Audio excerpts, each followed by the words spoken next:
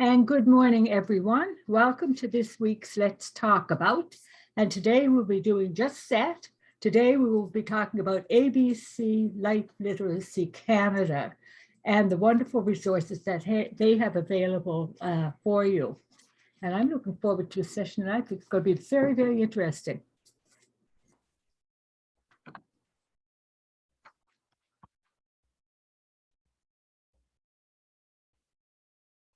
And I'm going to try now to get my slides to move. I don't know why they won't go anywhere.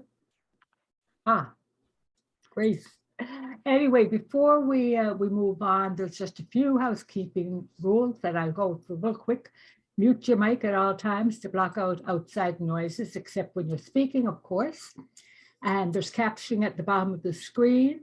If you have any questions or comments, you can put them in the chat box and they'll be responded to at the end of the presentation. And hopefully there'll be time at the end of the presentation to open the floor for more questions. And once again, anybody who has, if you'd like to have us do a session on something that's, important to you, please let us know, because we're trying to accommodate all the requests that we get for sessions. So that would be wonderful. Today, June 21st, is National Indigenous Peoples Day. And it is a special day to celebrate the unique heritage of the different cultures and all the contributions of the First Nations, Inuit and Métis. Each of these groups have their own language and they have their own cultural practices, and they also have their own spiritual beliefs. And we're going to just take a minute now and join Barb, who is going to acknowledge the lands that we live and play and work on. Okay, Barb. We respectfully acknowledge the land on which we gather as the ancestral homelands of the Beothuk, whose culture has now been erased forever. We also acknowledge the island of Uktahumbuk as the unceded traditional territory of the Beothuk and the Mi'kmaq. And we acknowledge Labrador as the traditional and ancestral homelands of the Innu of Nitassinan and the Inuit of Nunatsiavut and the Inuit of Nunatuavut. We recognize all First Peoples who were here before us, those who live with us now, and the 7 generations to come.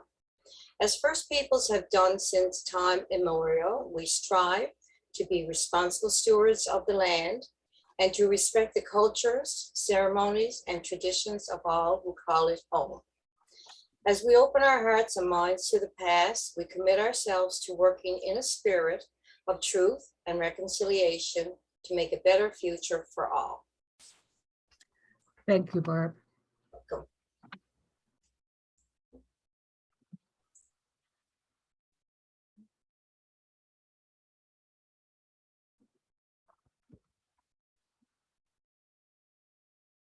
Anyway, most people have their interests outside of our formal schooling and our jobs and our play. We do have other interests, and that's part of what it means to be us, to be human. Everything we know certainly doesn't come just from the classroom. As children, we learn to ride bikes or we learn to talk. And as an adult, we keep learning different things, how to use an iPad or learn how to cook a new dish. And they're just examples of learning that we do every day. As older adults, our natural curiosity leads us to learn more things. We want to keep gaining more and more knowledge. And many of those things we're learning for ourselves, we're not learning it for someone else. And this session is all about learning new things.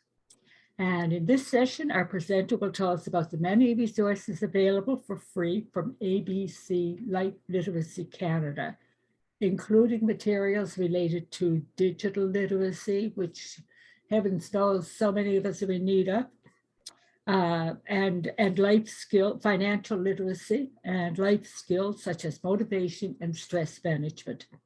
We'll also talk about the Active Learning Program, which is responsive to the unique population of Newfoundland and Labrador. And we look at a sample of what a confidence workshop might look like. So there's all these things I've never heard of before that we're going to be looking at this morning. And today's presenter is Julia Norcross. And Julia is a community specialist at ABC Life Literacy Canada.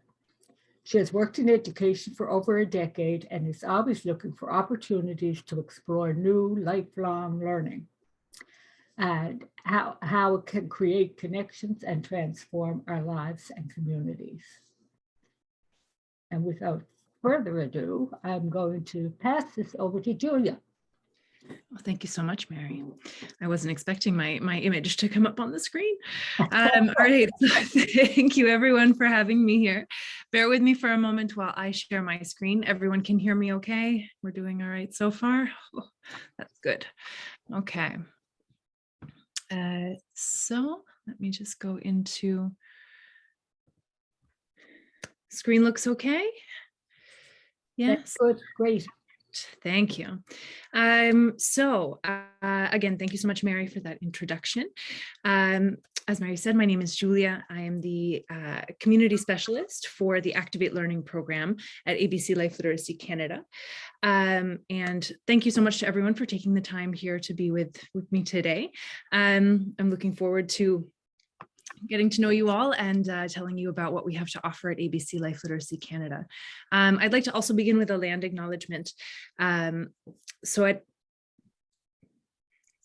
The land acknowledgement in particular for ABC Life Literacy Canada. And then I'll talk about a bit about where I am coming from today. So we at ABC Life Literacy Canada recognize the many Indigenous nations who have lived and continue to live across the land where we meet. We honor their care of this land and their relationship with it, and are grateful to be living and working here today. The land we are meeting on is the traditional territory of many nations, including the Mississaugas of the Credit, the Anishinaabe, the Haudenosaunee, and the Wendat peoples, and is now home to many diverse First Nations, Inuit, and Métis. Toronto, where our offices are located, is covered by Treaty 13 with the Mississaugas of the Credit. I'm currently in Vermont, where I grew up, where my parents still live, the traditional land of the Abenaki. I give thanks for the opportunity to live, work, and play on these lands, and I embrace my responsibility in working toward decolonizing the institutions and spaces we share. So again, thank you for being here, and I look forward to discussing how we can collaborate moving forward. So we are talking about empowering adult learners through free life skills resources. And here's a little look at what we'll be doing today in this session. So some brief introductions, including who is ABC Life Literacy Canada. I'm talking about how ABC is supporting adult learners, talking particularly about Activate Learning, speaking a bit about our resources for digital literacy, as Mary mentioned, and doing a demo confidence workshop. So that means I'm going to be asking everyone to participate a bit. I will be hoping to hear your voices and having more of a conversation, in fact, than a presentation for some of this.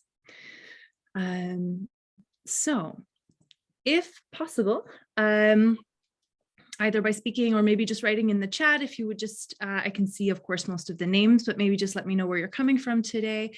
And any questions you might have that I can potentially address in this presentation, that would be lovely, just to get an idea of my audience. And if you wanted to unmute and say a hello, that would be fine as well. Just a moment or two to get to know who's here.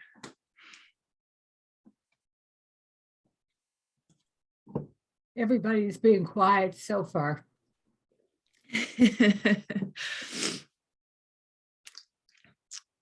All right, Cavendish, Newfoundland, great. Thank you, Phyllis. It also takes a moment, right, to find that chat box. And okay, we got Corner Brook. Okay, St. John's, great. Thank you, Sherry. Thank you, Rosina. And my cat is making an appearance. Great. Hi, Janet. Thank you for being here.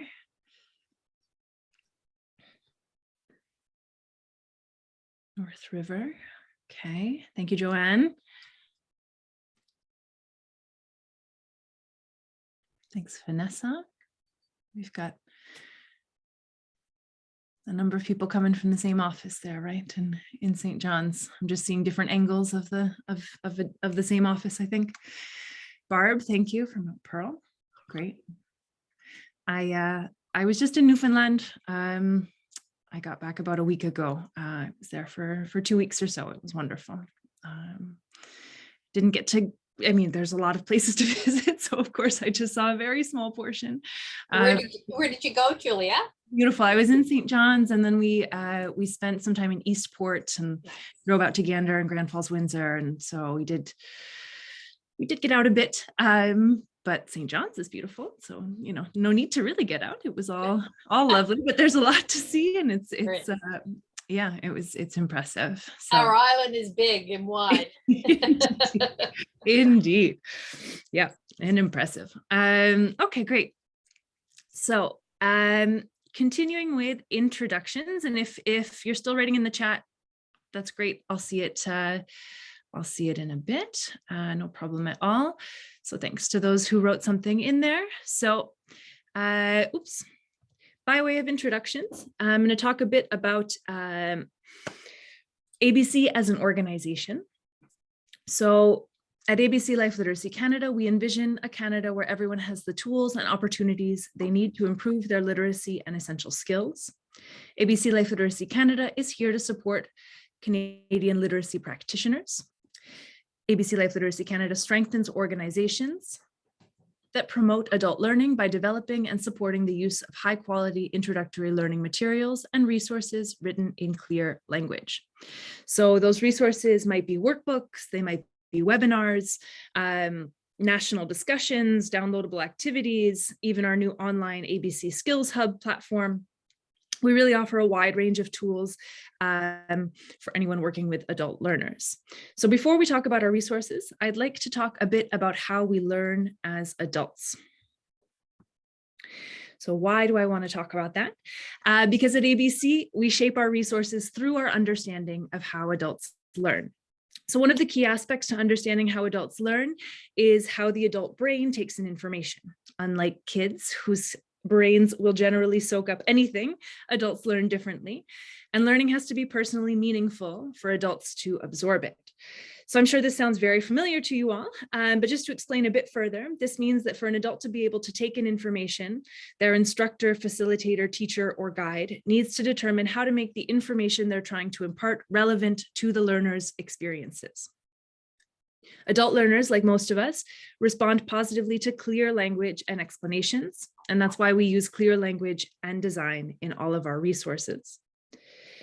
ABC offers a wide range of programs on different topics like cultural literacy, civic literacy, family literacy, to name just a few. And today I'm going to specifically speak with you about the Activate Learning program.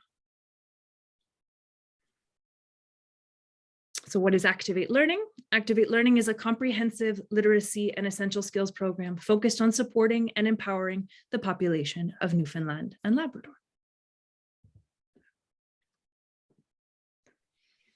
So the program aims to grow the number of learning opportunities for adult learners, community learning centers, employees, and workplaces in the region. We offer resources for workshops on employability and life skills, health literacy, and financial literacy. The project is funded in part by the Government of Canada's Adult Learning, Literacy, and Essential Skills program. So, how does the program work? Well, we work with employers and community learning centers across the province of Newfoundland and Labrador who can sign up to run a workshop on one or more of more than 30 topics. So I'll show you what those specific topics are in a moment. You can choose to run a series of workshops on a number of topics, or you can focus on a select few based on the needs and interest of the group that you're working with. Am I speaking fast? Is it okay? Sometimes I speak fast. It's okay. Thank you. Thank you. So to begin, some of our most popular workshops are our employability and life skills suite called Upskills. So these skills are, of course, crucial because they are involved in all kinds of learning. They can be considered the base skills needed to develop any more complicated skills or acquire new learnings. They're aligned with the Canadian government Skills for Success model, and we worked with our National Steering Committee to research and identify the 9 most sought after skills by employers. But as you'll see, these skills are applicable in our everyday lives as well. So we have reading, writing, numeracy, accountability, collaboration, problem solving, communication, thinking, continuous learning, adaptability, stress management, time management, motivation, attitude, presentation, confidence, and coming soon, creativity and digital technology. So lots of topics. It can be a little overwhelming, but it's all good stuff. So in our health literacy program, we have 2 workshops. The first addresses how to be your own health advocate, called Take Charge of Your Health, and a second one on where to find healthcare within Newfoundland and Labrador, called Map Out Your Health. So given the pandemic, health literacy is now more important than ever, but it seems clear that even as things change, health literacy will continue to be a crucial skill.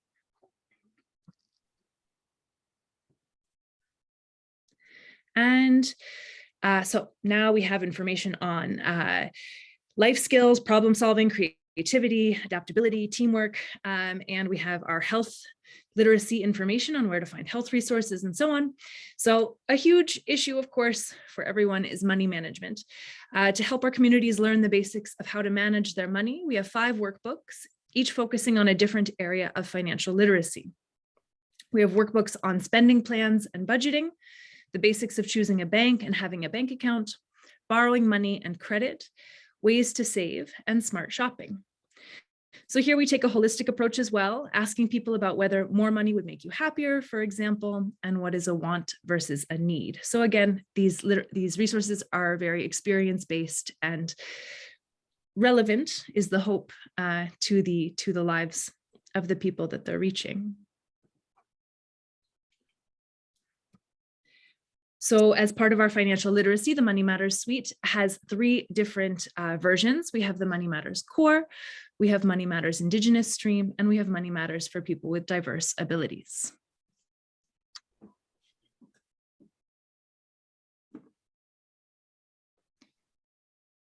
So looking a little bit at what participants have said about their experiences with the workshops. I learned to believe in myself, my strengths and weaknesses, and learn to be more assertive. All these workshops have been so helpful. You don't need to be afraid of money or spending, but rather you can hone your skills to make sure your money is used appropriately. Most importantly, there's no shame. And I have reasons to be very proud of myself and reasons I should be more confident. I need to remind myself of this often. And reflecting on their learning experience, 84% of learners indicated that they had increased their confidence in the skills and competencies they were learning. These increases in confidence are important as they can ultimately support success for learners in different domains of their lives, including employment or employability, money management, personal health, and so on. So we're going to look at what a video, we're going to look at a video of what a workshop might look like, but I'm realizing I forgot to share my sound when I shared my screen. So give me one moment to stop sharing and reshare. Oh, the joys of, all right, share sound. Okay, maybe I was. All right, we're back. That didn't take long. So maybe just give me a thumbs up when I start this, that you can hear it. Okay.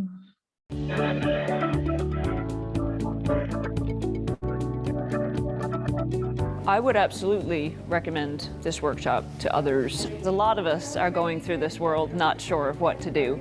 And I think just telling people that it's important to connect with other people, and if you are struggling and you feel that you need help, don't be afraid to reach out. I think getting motivated starts with putting yourself in new experiences and new places and meeting new people, and taking one of these workshops gets you out and gets you able to do that and connect with other people and to find out what you really care about most. I feel motivated. I feel kind of like more open-minded than when I came in.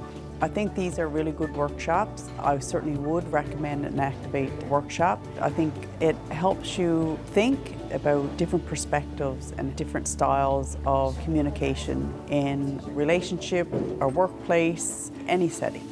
It feels really good to be able to really have these kind of sometimes really vulnerable conversations with folks, and feel for myself that we were able to make this safe environment for people to kind of bring in that vulnerability, and that makes me feel really great about the work that we're doing here. Just seeing the tangible things that you've written down sometimes can be really, be like, okay, right, this is why I'm doing this, and give you that bit of push. We have done several Activate Learning workshops, and they're very practical, they're useful, and you use it as soon as you finish the workshop. So I would highly recommend doing any of the 35 offerings that they have.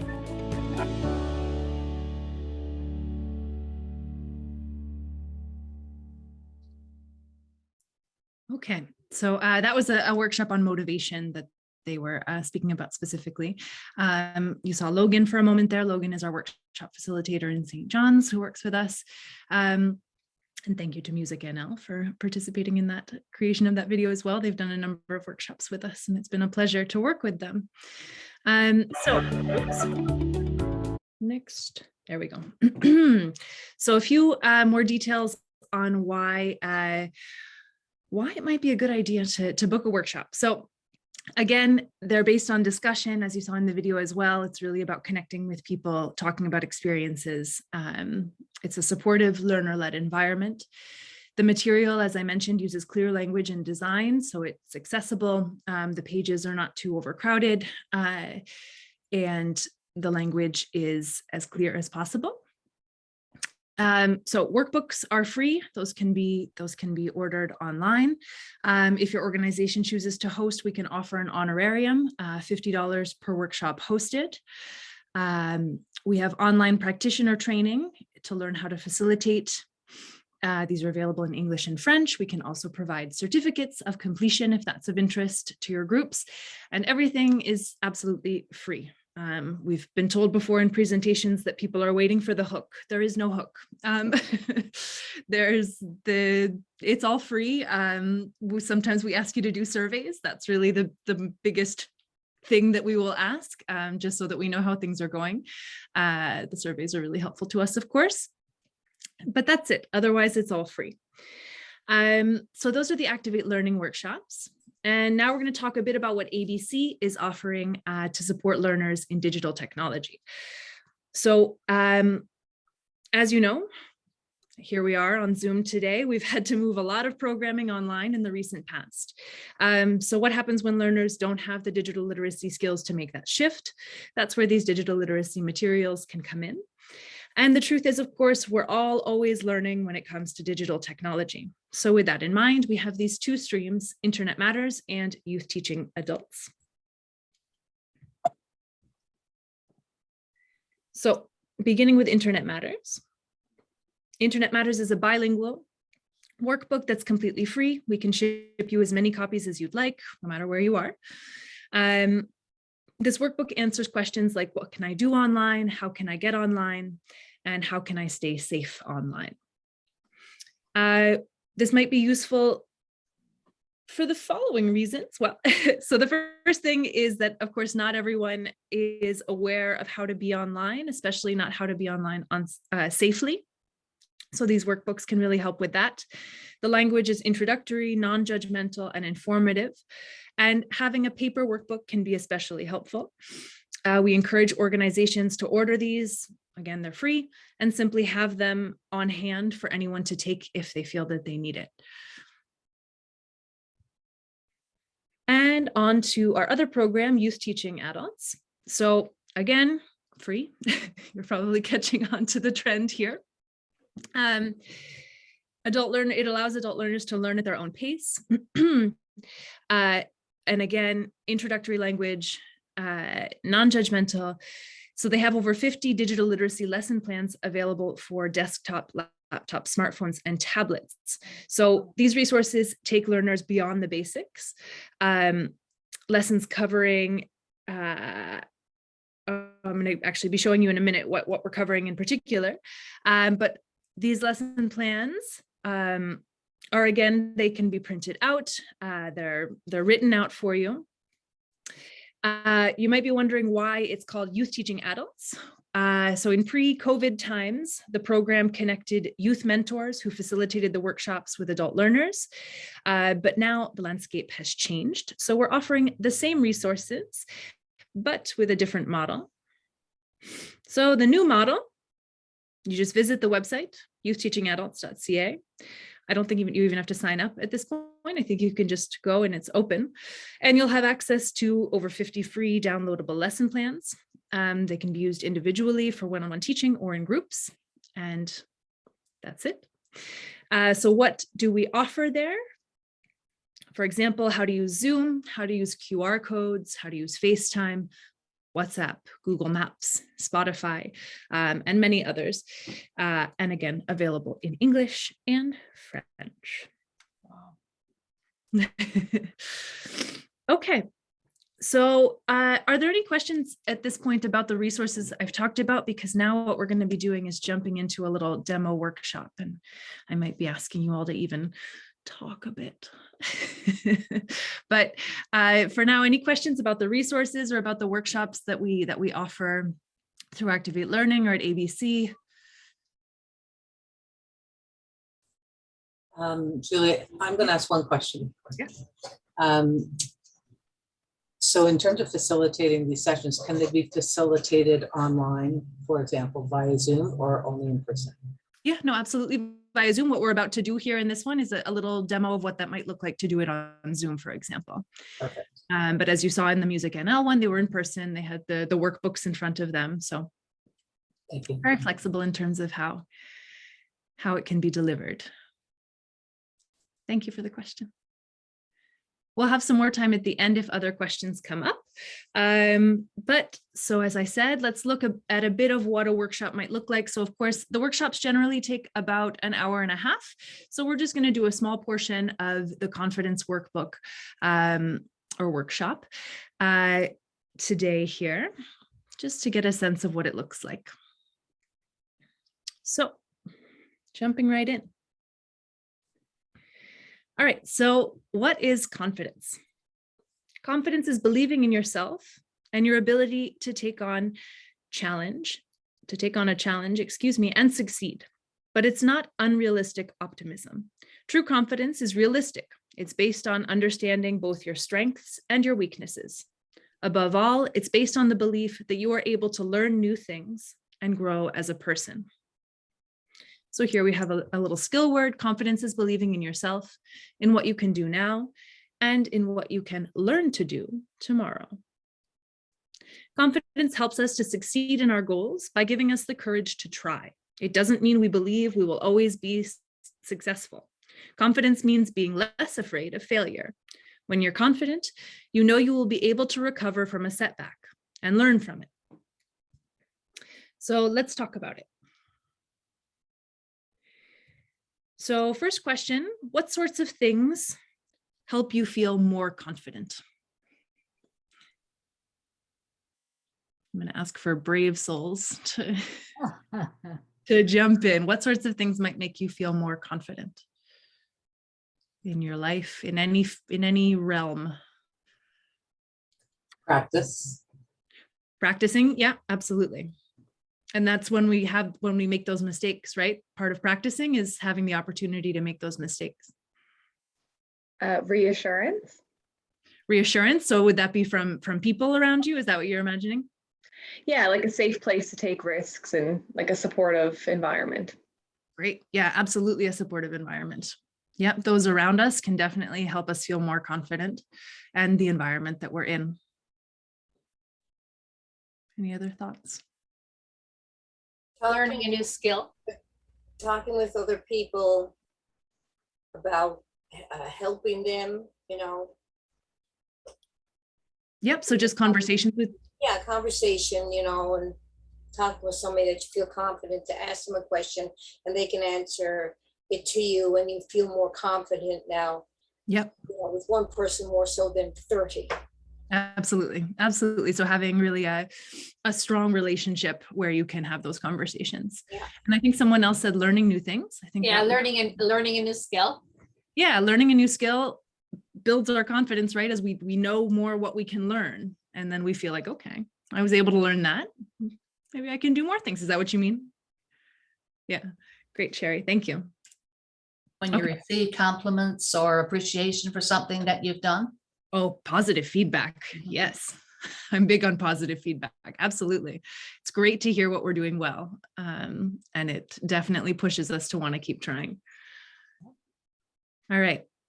I'm going to do the next two questions. No, we can go to this one. So why can it be hard to feel confident?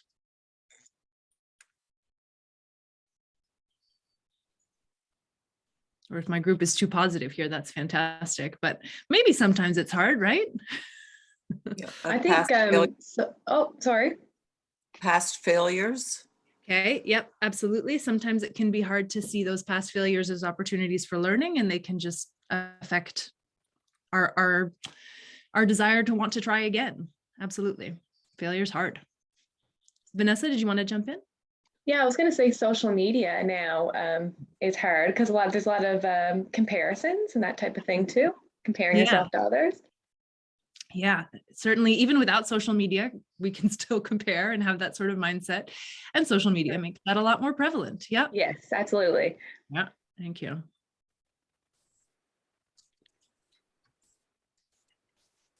Any other thoughts about why it can be hard to feel confident? And our last Julia, Meg from Seniors NL says feeling judged. In the chat. Sorry, I got to get the chat back up there. Thank you. Yeah, absolutely feeling judged. I think that also is part of the culture that Vanessa was just talking about. The eyes of others, right? It always sort of feels like they're all around, even if it might not always be the case that they're really watching us. That's something that we often feel. Great. If anyone wants to add more as to why it can be hard to feel confident, feel free. Our last question is, why can it be hard to show others that we feel confident?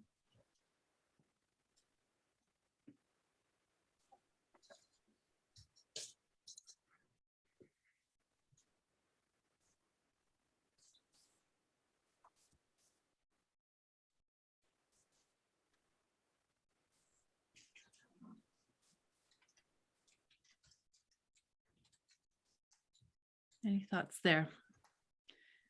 So not wanting to appear cocky. Yes, Meg, exactly. I think that's definitely the big one, right? There's sort of a fine line between showing confidence and maybe being perceived as arrogant. And, particularly, I think we're a group of a lot of women here.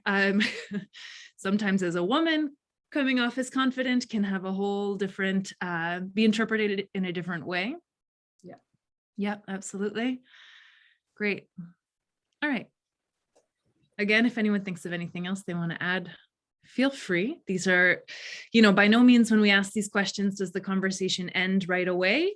They're things we're going to keep thinking about and we can keep talking about.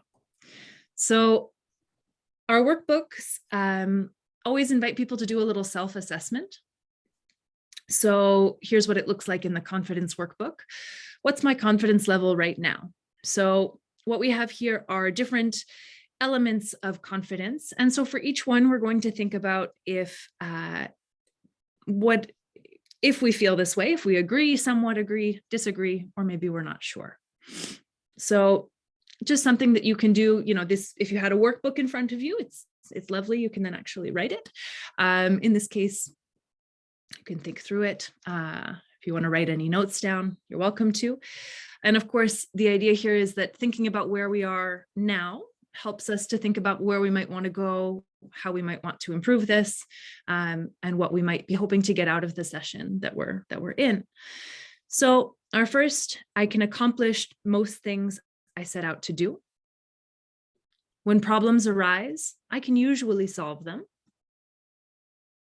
I know what I'm good at and what's more difficult for me. I believe I can succeed even at a challenging task. With training, I know I can learn new skills. So again, an invitation just to think about where you might find yourself at the current time. And, you know, that's today on this Tuesday. And I think it could be different probably tomorrow. It could be different in this afternoon, right? It's sort of, these things can change moment to moment, but thinking about where you are right now.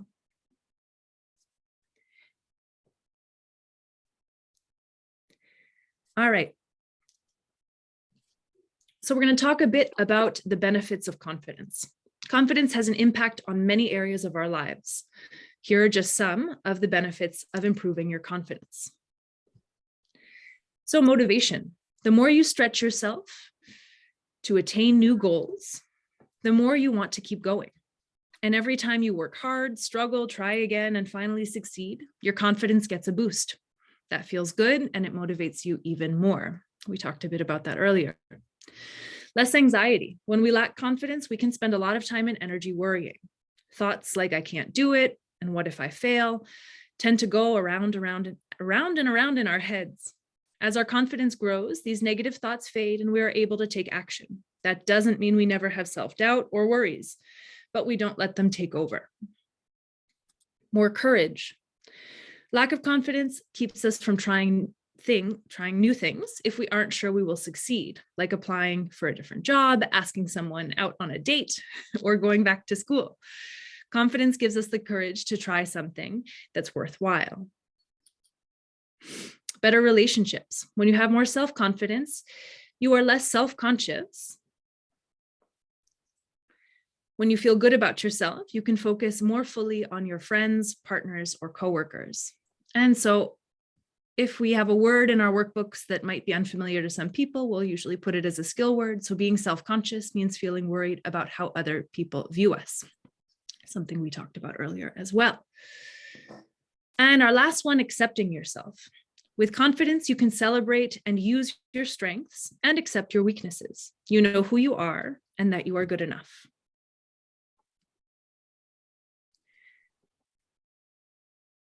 So continuing on this idea, can you think of any other benefits that come from confidence?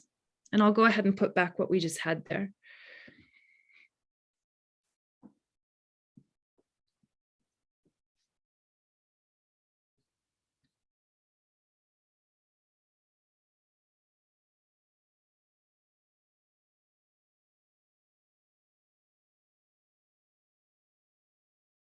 Or did any of these surprise you maybe? Did you maybe never think, yeah, I guess that is associated with confidence? You hadn't thought of it that way.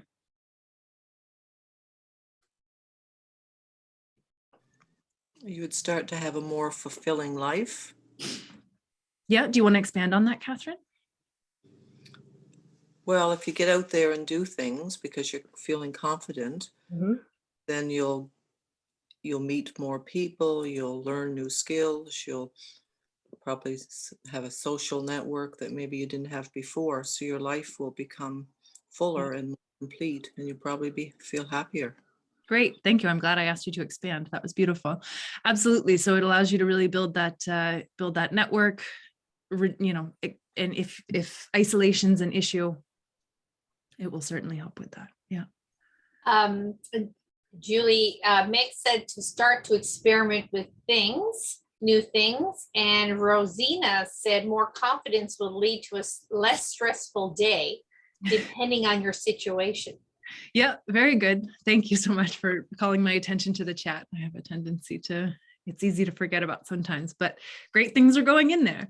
So yeah, being able to experiment with things, and you might discover that you have a love or a skill that you didn't really realize was there, right? So absolutely. And a less stressful day. Yeah, I think that idea of the thoughts that can go round and round in our head, we all experience that.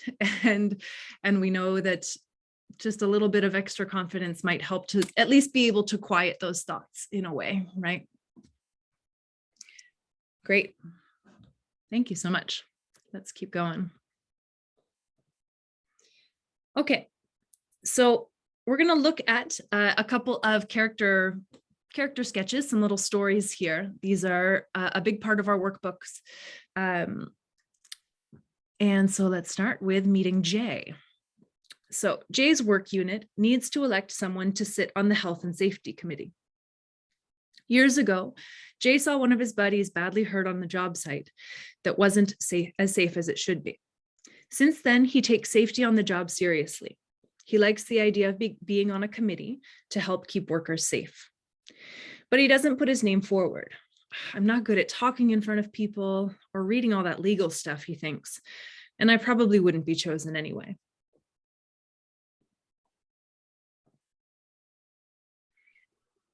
And here's Jenna. Jenna works at the same company as Jay. She's also interested in joining the Health and Safety Committee. She has the same doubts as Jay, but then she thinks some of the other people on the committee are like me, and they did fine. If they can learn it, I can. Jenna volunteers her name and is chosen to be on the committee. She serves on the committee for 5 years and learns a lot from it. So, Jenna and Jay both had fears about joining the committee. So how did Jenna find the confidence to do it?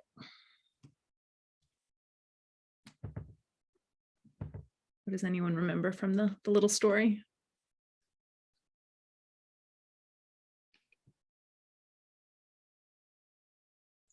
Well, Jenna said that, hey, I have really, to sum it up, I have nothing to lose. If other people on the committee are like me, they can learn it, so I can learn it. Yep. A new skill. Great. So just that attitude of, yeah, I think I can learn that. Yes, it's new. I don't know it now, but I can learn it. Great. Any other thoughts about what helped Jenna to find that confidence?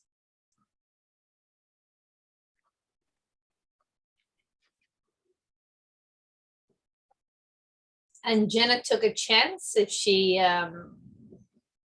failed, she would learn from her failures. So she just went forward and did it. Yeah, yeah. Great. So she decided, well, worst case scenario, it didn't really say this, but we can assume she said, worst case scenario, I don't get chosen. It doesn't work out. Not the end of the world. Yeah, good. So we're going to jump to the second question here. Can you think of a time when you tried something you weren't sure you would succeed at? How did you find the confidence to do it?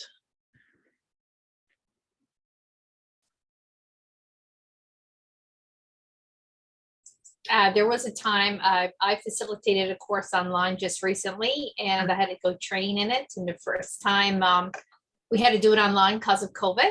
Yep. And that was a bit challenging because of the technology as well. Yep. But the second time around, we did it, and it was better, much better. You're more confident with it. You're more confident with your material and also with the technology. Yep. And so how did you, what was your sort of mindset that gave you the confidence to try it, even though you knew it was probably going to be challenging to do it online? And it is. Yeah. It is. I just, like I said, I just like Jenna, I said, well, I can learn a new skill. I'll try it. If it works, if I don't, there was also training involved. You can ask questions. Great. And reading my material beforehand before I facilitated each session. And that's where the confidence came in, being familiar with your material before you present it. Absolutely. Yeah. So a lot of the things we can control, right? And also, if we can't control it, well, you go with the flow. Exactly. And I think that online and in these new Zoom environments and everything, we know that mistakes are pretty normal, right? Technology, what's most consistent about technology is that it might sort of not work perfectly for us. But yeah, I think that point about preparation is also really important, right? That we can, when we're nervous about something, we can sort of take controls in the ways that we know will help us. So preparing, studying, great. Anyone else, an example of a time that you tried something you weren't sure you would succeed at? Oh, Julia, also to add on to like yourself, knowing your audience once you're on facilitating something and interacting with them and being the leader in that to break the ice. Yeah. Yeah. Well, I tried a health and safety committee in the corporation I work for. Yeah. And like they put it out there for somebody else. Okay, well, I'll step forward. Nobody else wanted to step forward and we needed things taken care of. Yep. in the building. So I said, okay, I'll give it a try. And so when you go into the committee, you only take care of your own stuff. Everybody has different areas. So I was quite familiar with our place. Well, it was Eastern Health is where I'm retired from. But as I got into and read the material and, spoke on our trials and tribulations, it all came flowing in the committee with other people, because people that were there had to help with what I was looking for to get done. So, after a couple of times, you get feeling more comfortable at every meeting. And, it was okay once I stepped into the committee and, started chatting. I'm not a big chatter in a meeting. I like to keep quiet, but when you got a job to do, you step up. Yeah. Right. So that was a big new thing for me. Great. And it sounds like you were able to use the network of support that you already had built in there as one way to sort of find the confidence. That's great. Thank you, Barb. Yeah, what's in this story, what always makes me sad is that Jay had a personal reason he wanted to join. He really had an emotional connection that would have probably made him a really good member of that committee, because he would have, truly cared about it. So maybe next time he'll join. Any other final thoughts about a time we tried something? So those are great points about how we find the confidence to do things that are new, and where we might experience some failure. And that's okay. I find confidence in speaking before a crowd when I know I'm very familiar with the information that I'm passing out, and any questions that come to me, I have my answers. Yeah. So I have no problem speaking in a case like that. Great. So again, being prepared, maybe feeling also like what you're sharing is really important. I know that personally that helps me with these. I really believe in what I've been presenting to you about today, which is these resources that we have. And so that helps me to feel more confident in presenting them, because I really think it's important too. But being prepared, again, absolutely. Knowing your stuff well. Great. Let's keep going. Yeah. Before you jump, one big one for me was the motivation was what I knew what life could be like if I didn't do it. Awesome. Yeah. That's a good point. Yeah. If I don't take this risk, I do know the outcome, and I don't like that outcome. Yep. Great point, Meg. I found that one helps me too. When I know that something's a risk and I go, well, I don't like the option of not doing it. So find the confidence. Yep. Okay. We're going to talk a bit about exactly that, continuing with the idea of finding your confidence. So where does confidence come from? So we just talked about a few possible sources. It's more than a record, of course, of our successes and failures, and a lot of it comes from within. Our thoughts and past experiences can either build or weaken our confidence, as we've spoken about. So being aware of these things is important. When we know what is affecting us, we can do something about it. Sometimes experiences from our past or present can cause us to have low confidence. So for example, a lot of harsh criticism as a child, or being made to feel like they could never be good enough. School, of course, is such a big part of our lives for many years that not succeeding at school can make us feel like maybe we're not good at anything. But of course, we know that school is just one part of life. And of course, harsh treatment or abuse from people who are supposed to love us, or frequent bullying can be a source of low confidence.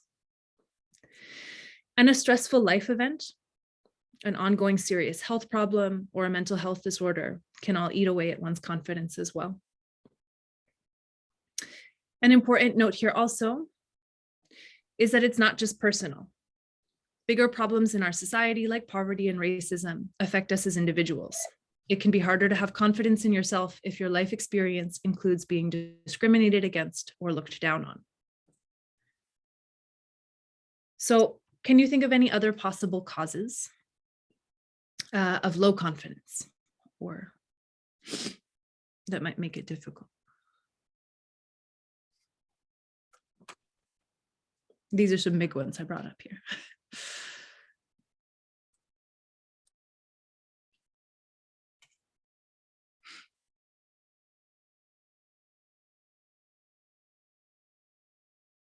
I think that the point of social media kind of could be almost, if those who are engaged in it a lot, that could probably be right on one of the major lists these days also.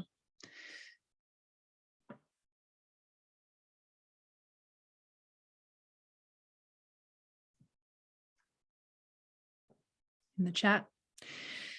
Absolutely. In a relationship, if one of the partners shows power and control, yeah, our relationships, as mentioned here in some respects, where it talks about, you know, harsh treatment from someone who's maybe supposed to love you, someone who is maybe domineering or controlling, absolutely, that does have a huge effect on confidence.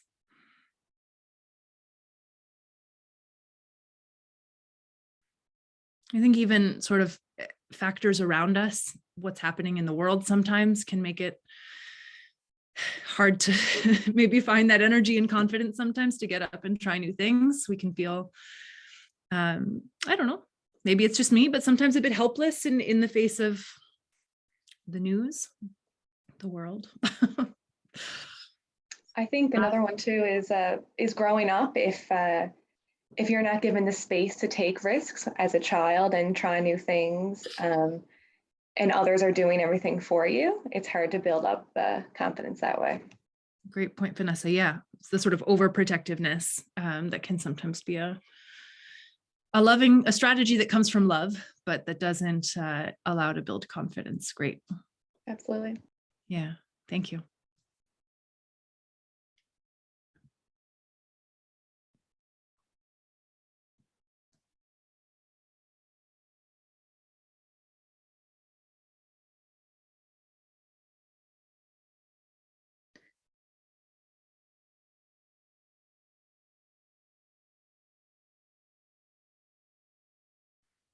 Okay, so maybe something to keep thinking on. As we said, being aware of these can sometimes help us to overcome them, essentially, right? Recognizing that they're there, that it's something that we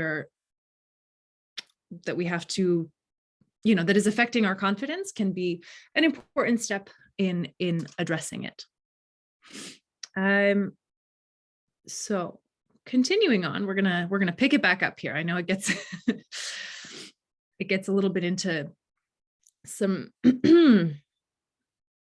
not as inspiring territory there, but important territory. But some sources of confidence. So let's look at some ways to increase your confidence. So think about your life and who you are. What do you value about yourself? What are you proud of? So one way to build your confidence is to keep a list of your good qualities and the things you have achieved. You can review this list when you need to remind yourself that you have reasons to be confident. So to start, we could think about our achievements. So at work, school, home, in the community, your skills, knowledge, and successes. You can think about your qualities. So your positive values, personality traits.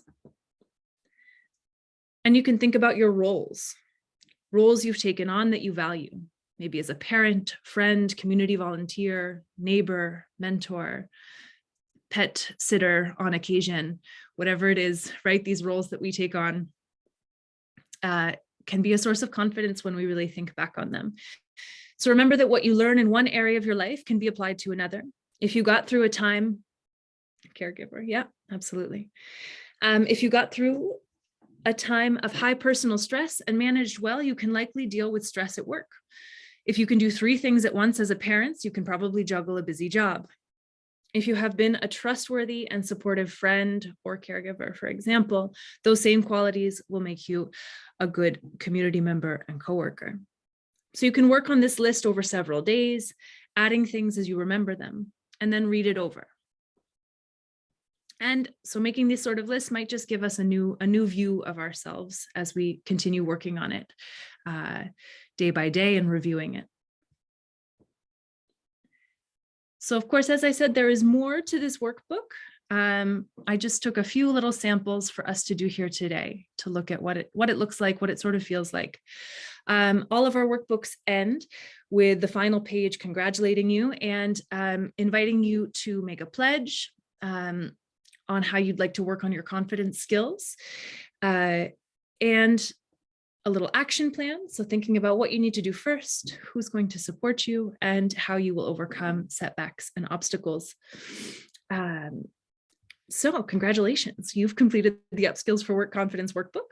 You've taken a step in building skills for learning, work, and life. And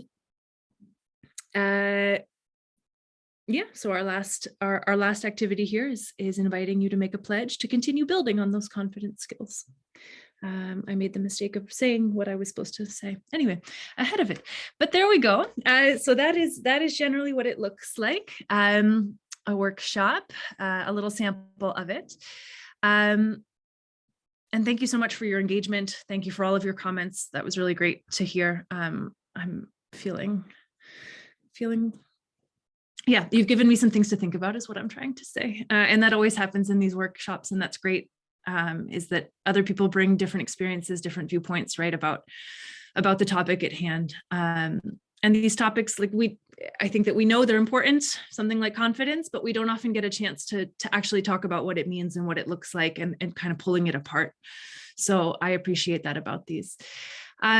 So that's all I have for you today. And I would love any questions, comments you might have. And I will have my contact information here, of course. And I would love to, if you wanted to chat one-on-one more about this and how it all works, I'm happy to do that as well. So yes, that is I'll keep it on this in case anyone needs that. Any questions, comments? Now everybody's talked out. Good. That was excellent. I want copies of everything. Okay, perfect. Yes, you will. The workshop. We do a lot of, well, pre-COVID, we did a lot of traveling around the province, doing presentations, doing workshops, etc., etc. And I mean, the resources you have are absolutely amazing. They're wonderful. I love the whole workbook concept. I really like that because it just makes people focus on something and really think about it. Yeah. And the financial literacy piece, we get a lot of questions on that, and a lot of people want to know more, especially older seniors out there, probably never had to take care of money in their lives, their husbands did, or wife, or whichever, and then all of a sudden they're gone and they're alone and haven't got a clue what they're doing. Yeah, absolutely. And it's if you I'll send you the access to these all of the workbooks. You'll see that the financial literacy workbooks take a very similar approach where there's no expectation of where you are already. There's no judgment of where you're coming from in this. It's an invitation to really just think about where you want to go.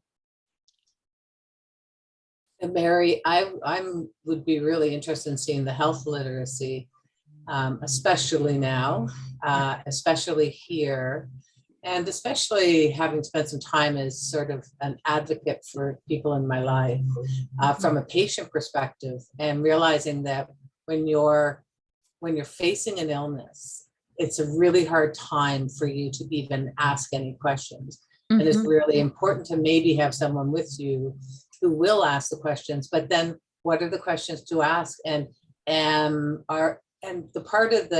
other part of it that I find, I don't know if yours workshop addresses it, is that there's two parts to health literacy. And one is, let's say, the doctor who's speaking in a language I don't know, and the patient or the patient advocate who doesn't have the confidence to ask a question or stop you.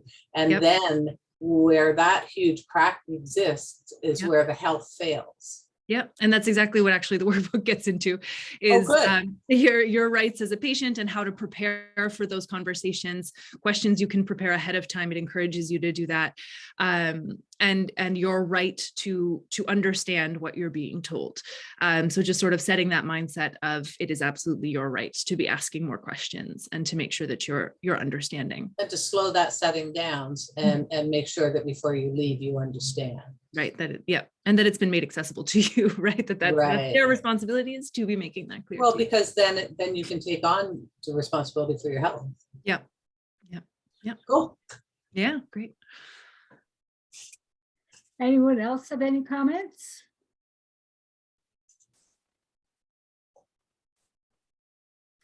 All those people that don't have their, that are hiding their faces. But they're writing in the chat a bit, so thank you for the nice comments in there. For showing us who you are. Oh, I think Joanne, maybe, yeah. Did you speak to me? Yeah. I didn't hear what she said. Oh, no. I said thank you for the comments in the chat. And otherwise, I think Mary was just inviting people to maybe say a quick hello at the end of this if they wanted to. Okay. Yes, if you had anything else. Yeah. Oh, thank you. Oh, there's Phyllis. Hi, Phyllis. Hi, Phyllis.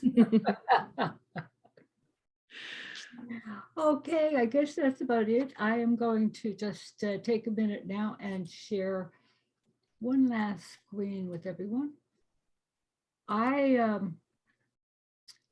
usually when I send out the invitation and ask people to register, I have a question on it. Do you need a certificate for post-secondary or employment purposes?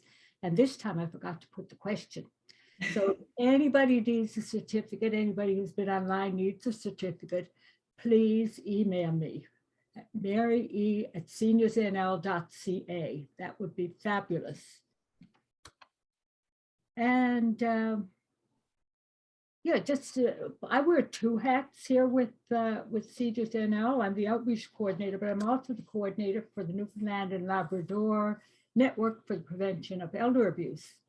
And there is a network, membership is free. So if anybody is interested in becoming a member, you know, and getting information and about different forms of elder abuse, etc., by all means, let me know that as well. We also have friends of Seniors NL. And as you know, or as most of you know, Seniors NL is all about information and referral. Everything we do is geared to giving seniors and service providers. Actually, we get calls from a lot of people and giving them accurate, up-to-date information on services and programs. Help people, we can walk through the information with people, let them know what it is they need to do, when they need to do it, you know, if they're interested, of course. And there's no, as far as being a friend of Seniors NL, there's no membership fee or anything like that. And we do ask that we give them business cards and ask that if they're in conversation with anyone and the people, you know, you're talking to someone who doesn't know something or is wondering about home care or is wondering about one thing or another, just give them a card and say, call these people and they will help you. And the number on the card is our number here. And it's all volunteer run, actually. So our next session is going to be next Tuesday, June 28th, and we're going to be talking about the Adult Protection Act and any changes that have been made to it, what it's, the purpose of it, and so on. And that might be our last session until September. I'm not sure yet. It may be, because I keep getting more requests for sessions, like I can't fit these in 10 months. So anybody needs to know anything, give us a call and we'll be happy to help. And Julia, thank you again. I will certainly be in touch with you. I know that. Thank you so much. Thanks for having me. Thanks everyone again for your participation. And thanks everyone for joining us this morning. And thank you, Julia. Wonderful presentation. Thank you. Okay, we'll close out. Goodbye, everyone. And if we don't come back before September, have a great summer, please.